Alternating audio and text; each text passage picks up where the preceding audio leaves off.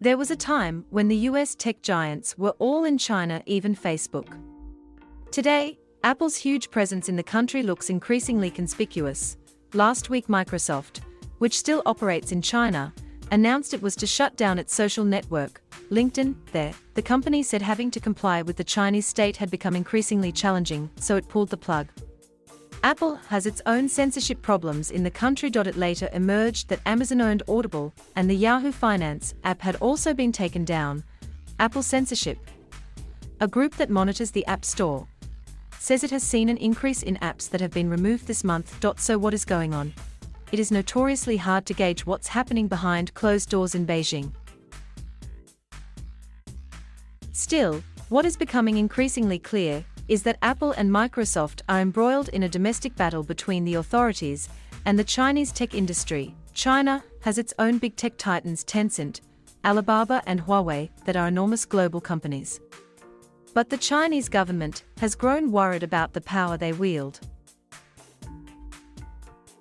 American companies haven't been spared from the great tech crackdown. The crackdown suggests that both Apple and Microsoft are very aware that their position is more tenuous than it's been in recent years.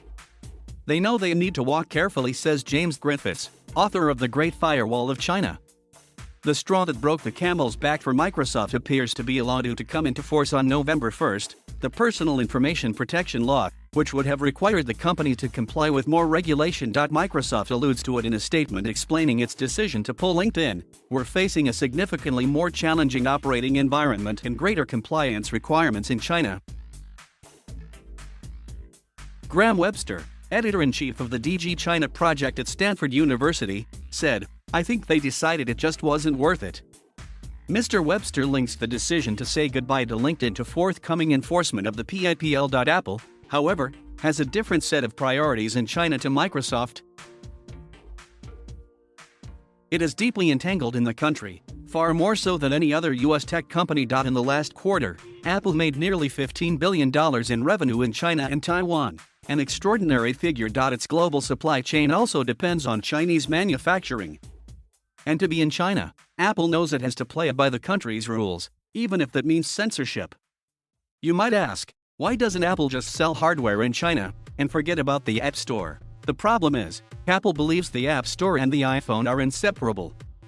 It doesn't want to set a precedent of sideloading apps, where people can download apps on an iPhone away from the App Store. For one thing, it would make considerably less money. So if Apple is going to sell products in China, keeping the App Store operational in that country is deemed essential. Apple has been removing apps and essentially censoring the App Store in one way or another for years, Mr. Webster says. But Mr. Griffiths argues that censorship has slowly grown stricter during Apple's time in the country. Apple has set itself a devil's bargain here, he says. Once you start to agree to remove apps, it doesn't really stop.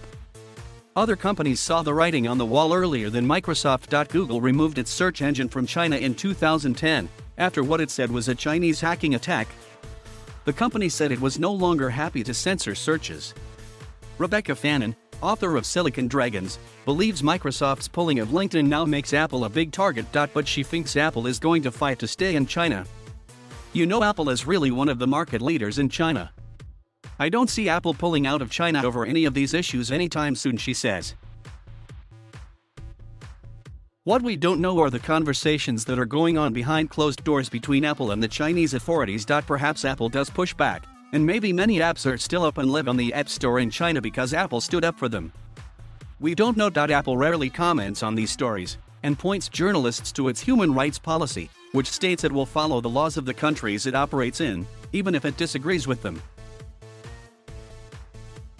And in China, they've been doing just that. When the authorities really want an app taken down, it gets removed. Apple's presence in the country now feels almost like a hangover from another era.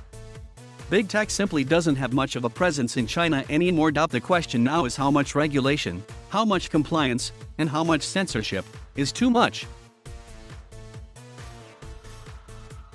Thank you for watching. Please subscribe